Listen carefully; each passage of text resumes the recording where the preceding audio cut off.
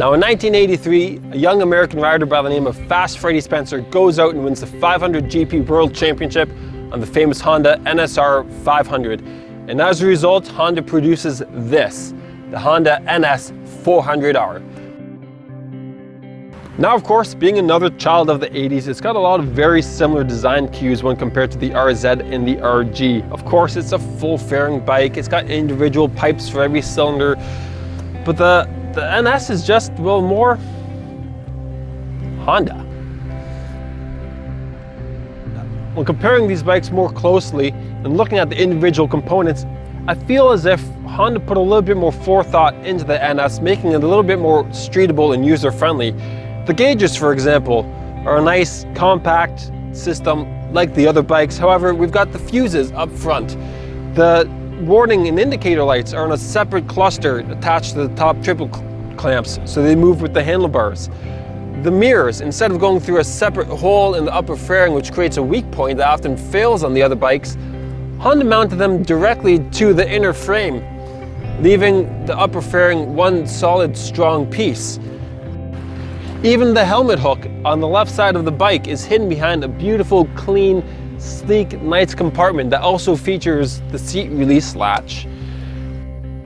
And one of my most favorite features that is often noted on these bikes is, of course, the kickstand. Most people would just overlook the kickstand as a final bolt-on part in production. However, Honda took it one step further. Honda actually integrated part of this fairing that would normally be missing and bolted it onto the kickstand. So while the stand is up, you still have a clean, streamlined body flow coming off of the belly pan. Some other really cool features about the Honda NS are, of course, the GP-inspired wheels, the removable solo seat, and of course, how can we forget this tail section, this really funny asymmetrical tail section with the third pipe bulging out the right-hand side. But the more I look at it, the more I like it, and more I realize that's just the perfect place for this exhaust to come out of, and it just makes this bike all the more unique and gives it that much more character when compared to the others. So yeah, this bike is uniquely Honda.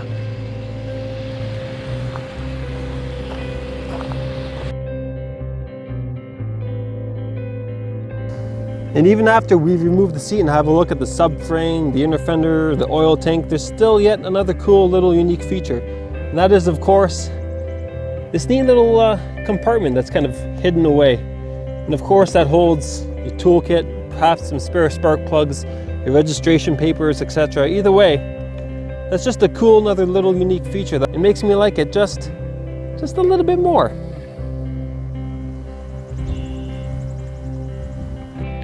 Yes, it's a lot of nerdy little things that might not make the bike any faster, but when compared to the other bikes, if you're looking for overall rideability and streetability, those are little pluses that slowly add up.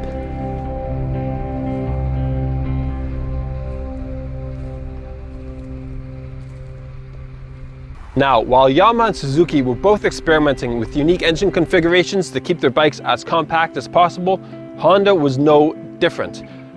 This features a V3. So we actually have two cylinders sticking straight out the front and one cylinder sticking straight up underneath the fuel tank. And to make this motor even more unique, the two front cylinders feature Honda's famous ATAC power valve system, while the center top cylinder is strictly carbs into reed valves. The carburetors, again, very neat, compact, nestled between the front and the top cylinder, making a very slim, narrow, compact engine package that delivers beautiful, clean, smooth two-stroke power. Now, being a 400cc bike, a lot of people wrote this off and considered it fairly lukewarm when compared to the bigger 500s of that time.